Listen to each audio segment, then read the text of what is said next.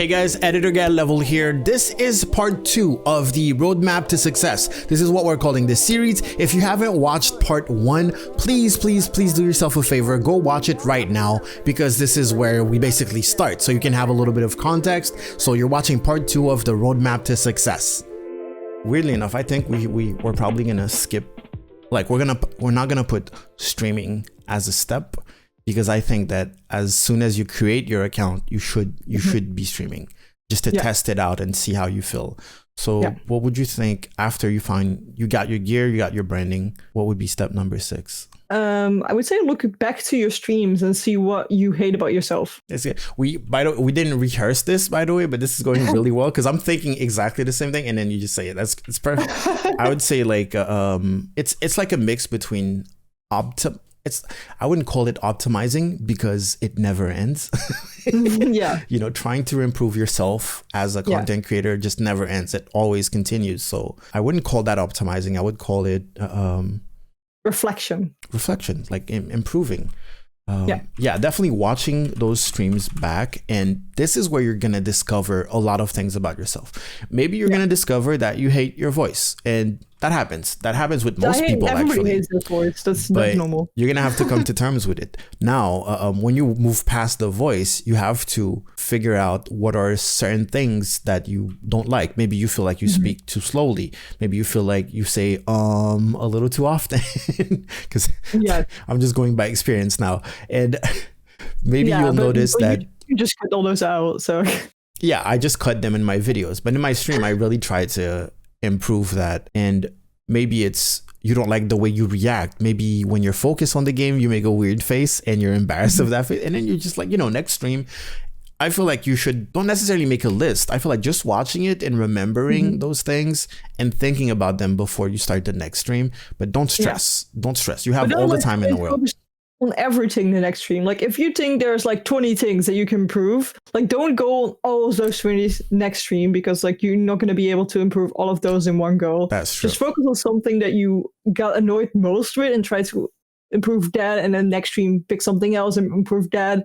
Just like let it go slowly, like a slowly incline of you becoming better, instead of like trying to do everything at the same time. You can't. Yeah, it's impossible to just fix it and become the best like on the next stream just because you watch one VOD. I think another thing to do would be to kind of practice off stream. Sometimes I would just like turn on OBS and just look straight into my camera, think about a subject and just talk about it. Especially for my videos where like I don't script anything. I think it's good for me to practice the art of, finding a subject and blah-blahing about it for 20 minutes. And I do that all the time. Sometimes I don't have OBS. Sometimes I'm just watching a video and then I think of, oh, wow, I could make a video on that. And I just look at the camera and I start talking. I start improvising for like 10 minutes straight. Funny. The way I started doing this is just like doing it like during my day when I do things. Like I'm like, oh, I'm opening the fridge now. Let's see what's in it. Strawberries, some milk. Oh, I don't feel like that. I feel like this today. And like already doing that makes you better in talking. And like it gets you to switch and make yourself less awkward about like just talking to a camera, just talking to yourself, talking about the things you're doing. Because like a lot of people feel awkward to say, I'm grabbing a bottle now, I'm gonna drink. Yeah, it's definitely not natural, and it's something that you have to learn to do, because especially when you're starting to stream, most likely you're gonna be streaming for yourself, and you're gonna be talking to yourself a lot before people can jump in. But then you're gonna have to like improvise and also improve on that to find specific subjects that are more inviting to people to talk to you. But I think the first priority is to even talk, because like a lot of people already have problems with talking, so you should focus on like getting to talk first and then seeing like what can I talk about that people actually like to hear. Like hearing yourself talk and just talk. Yeah, it's definitely not natural for everyone. So it might be one of the hardest steps in being comfortable streaming. Basically, it's just the constant talking. First step, talking. I also read this book, which is called Long Story Short. I really loved reading that. It was like basically about storytelling and how you can make your story be more interesting. I think I would definitely recommend reading that book. Oh, okay. Long story short, Yeah, long story short. All right, so that's step 6. I put reflection and improvement by watching the VODs and stuff like that. Now I kind of want to go more into the marketing because I feel like you have the gear. So we would say, let's say that the stream looks decent. Your branding is there. So when it comes to customizable stuff, you have a very clear, very visible branding. And That you fits are with yourself. absolutely that fits with your personality and the content that you provide. Therefore, and now you are, we have the reflection and improvement where you're constantly improving every single stream. Yeah, this And step will come back forever. exactly. So I feel like at this point, if this lasted 2 weeks already, you're gonna have, a pretty above average stream already. I feel because you need to really scroll down on the 0 viewer Twitch to see what the average is. If you look at the stats, there's only 10% of the people that stream that are affiliated. So that's like 3 viewer average and 50 followers, right? Wow, it's that bad. Yeah. So, so if you do all this, you're probably able to get Twitch affiliate. True. And you're probably already in the top 10%. Oh God.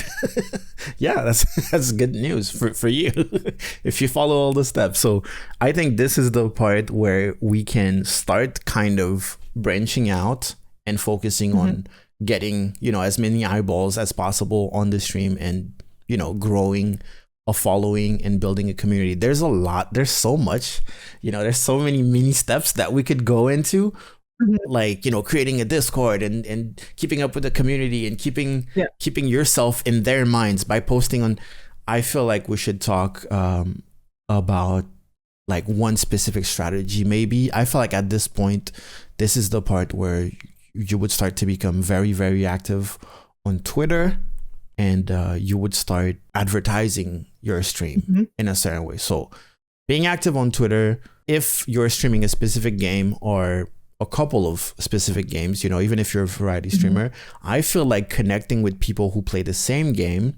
Yeah, follow those accounts. Like if there's a game, if you play Valorant, follow the Valorant account so you can like react on those tweets as well. Absolutely. You know what's going on. Immediately when they post it, you can reply with a retweet and then write your own comment. Straight up turn on notifications for their tweets, pretty much. So every time there's something, you're on top of it, you know what it is. I feel like this step is pretty much networking. Yeah. I think like a good one for networking is also like joining other streamers' communities, and not in a way to promote yourself, but into getting to know how they work with their communities. So getting to learn how they stream, but also just to get to know people that are in the community, and you can see what those people like. And if you're making similar content to that, you know what your audience is gonna like. Exactly. Some people might come over because they know you from that community, so you get some people coming to your stream, but also like if there's people like them coming over from just other places, they will like it because you know that because the other streamer already proven that they will like it. So it's like targeted networking. You're not just networking with everyone, you're networking with people who are most likely connected to people who will want to watch your stream pretty much.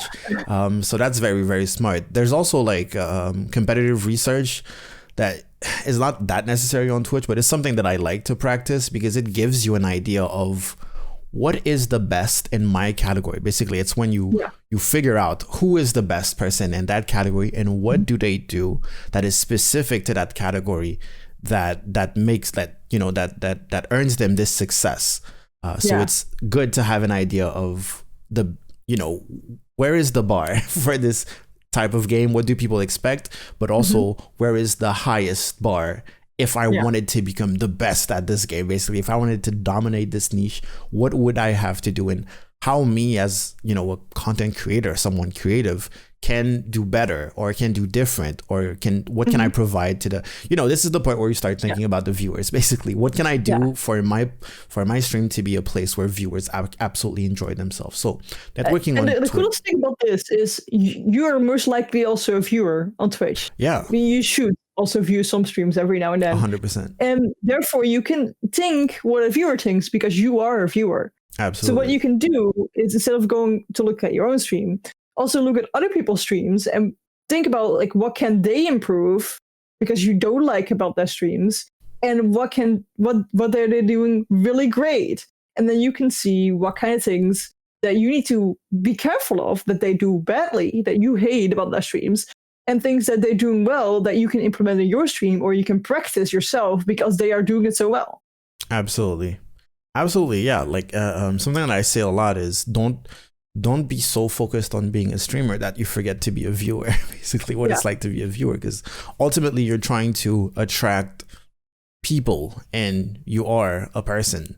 So just put yourself in their shoes and you'll figure it out. But it's also easy to be so focused on, talking to other streamers, only being stream, content creator, content, that you forget what it's like for someone who just wants quality entertainment and wants to feel like accepted and have interactions with a streamer and stuff like that. So definitely targeted. I'm going to change it to targeted networking.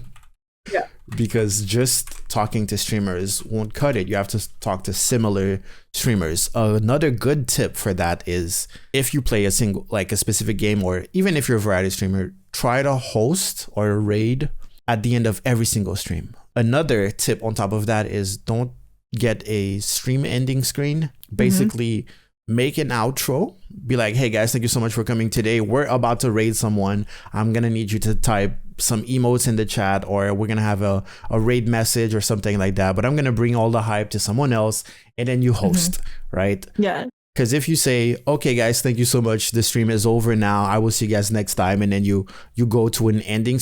Everyone is leaving, basically. And you're losing that potential viewership that you could bring and that someone else could be grateful for. So cut the stream after a little outro. Keep people hyped and then bring them to someone else. And yeah, of course, watch out who you... It's great for yourself because of networking, but it's also great for the other person because you're giving them a chance. And because Twitch doesn't have that great of discoverability, this is what we have to create as a community of streamers on Twitch. We create this opportunity for people by rating other people. Absolutely. It's just because Twitch is lacking it themselves, we need to create it as streamers. So yeah, please do it. Rate somebody. Even if you have just one viewer or if you are alone, people can still be grateful that you came with your stream, that you chose, you took that one opportunity that you had and you came to their stream. Absolutely. I have people that I've hosted like years ago, and to this day, they tell me that I made their day and they are forever grateful. And to this day, they're my most like regular viewers now. So it's a good way to create a certain bond with other people and to spread positivity, because I feel like that's one of the very good things about Twitch is this sense of community and culture together, and sharing that is really great. All right, so that's target networking, and this is the hardest part, I think. Would you agree that's step number 8 now? Because you're doing networking, although should we put advertisement as its own separate thing? Because I feel like we only touched on Twitter right now. Reflection improvement and targeted networking, we only basically talked about Twitter, but we still have the YouTube account that we created and that TikTok account.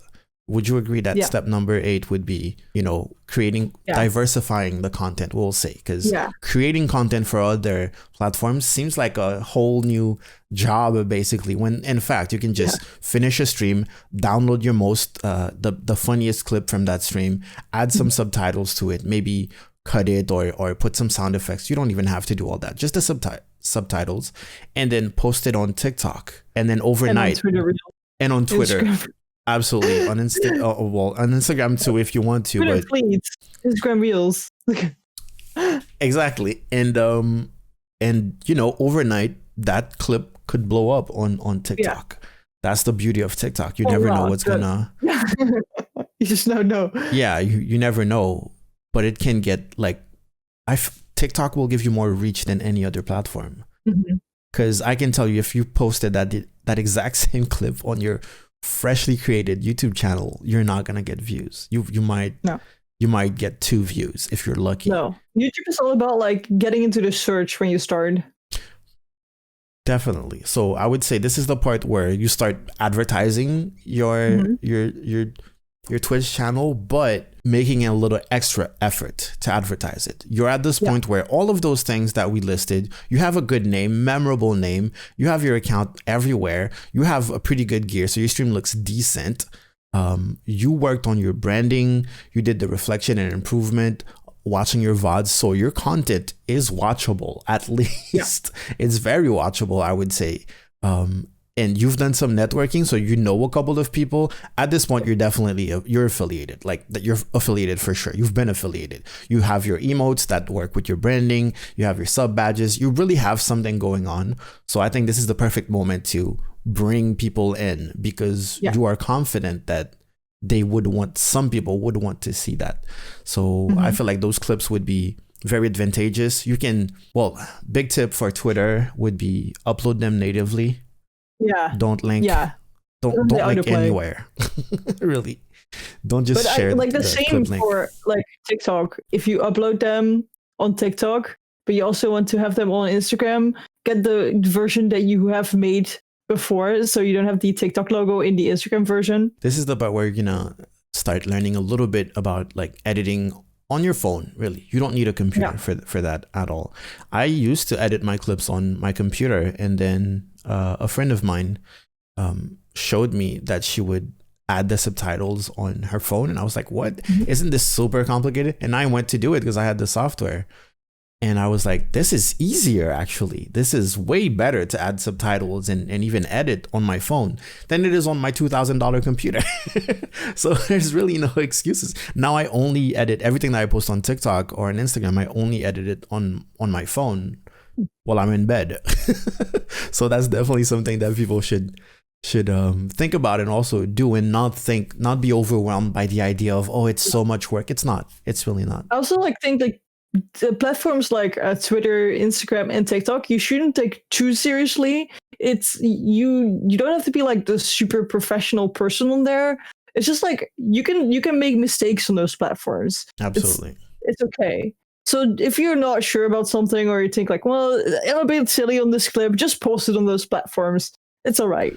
Definitely. Instagram stories are like that too. Like I would test the engagement and stuff like that on Instagram stories sometimes before I post it. On like TikTok, I have a big, one of my big problems right now is that I am taking TikTok a little too seriously.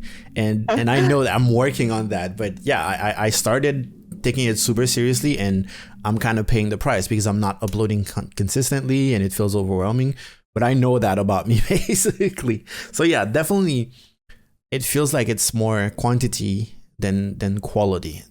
That doesn't mean you shouldn't think about quality, but it means it definitely means that stop overthinking about the quality. And it's because like you don't know if something is going to blow up. So if you work on one thing in a month and it's super good, it might just not be seen by everyone or by nobody even.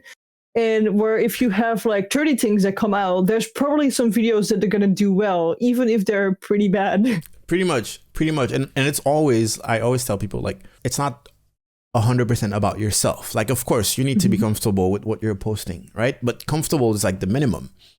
Yeah. You're not supposed to be in love with everything that you're posting. You shouldn't. Like, if I was in love with everything, I wouldn't post anything pretty much, because I'm never 100% happy with the product. That like that's the curse of the artist, pretty much. And you will find out that the thing that you don't really love as much as, you know, your favorite clip from your channel, that clip has more potential to go viral just because everyone else relates to it. But so you can't trust your own logical mind when it comes to what people will enjoy more than others. And it's something that I experience on TikTok a lot. Like I will post something quickly. It took me 20 seconds to post it.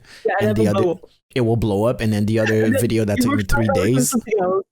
Exactly. So the good thing here to take is that I posted enough for at least one of those things to reach people and be available. So step number 8 is going to be proper advertising, which is it's not, you know, it's not going on people's Discord telling them that you're live. It's not it's all right if you are active on the Discord, but if there's a promotion section, not just in the general section. Yeah, but also like it's almost impossible on a very, very populated Discord. Yeah. Because you would think, oh, there's a lot of people. I'm going to post there. So I'm going to have a lot of people come to my stream. The least people, the better, actually. The truth is, exactly. There's so many people posting that, you know, most people, they don't have time to click on everyone. So you just like, you know, you just blend in and then you fade out pretty much. I also feel like Discord promotes your stream automatically if you're just connected to Twitch. You see that purple dot, and that's way more promotion than actually promoting yourself. True, actually. Yeah. So yeah, connect your Discord to your Twitch channel. It'll let people know that you're live in the list of users. You will show up top and stuff. But yeah, we haven't really talked about Discord itself. Maybe now is the time. What do you think?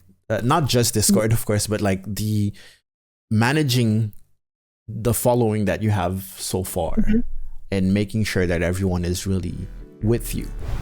All right, thank you for watching part 2 of the roadmap to success. Part 3 will come out very, very soon, so make sure you're subscribed and you have notifications on so you don't miss it when it actually comes out. Thank you so much to Trui for participating. And if you guys are looking for some dope overlays to make your Twitch channel look good, you can go to gumroad.com/getlevel. I have them. Most of them are actually free there, and then the rest is very, very, very affordable. But right now, YouTube is gonna show you what you should be watching next and my most recent video. So check him out, and I will see you guys later. Thank you so much for watching once again. Go out there, make me proud. Get Level out.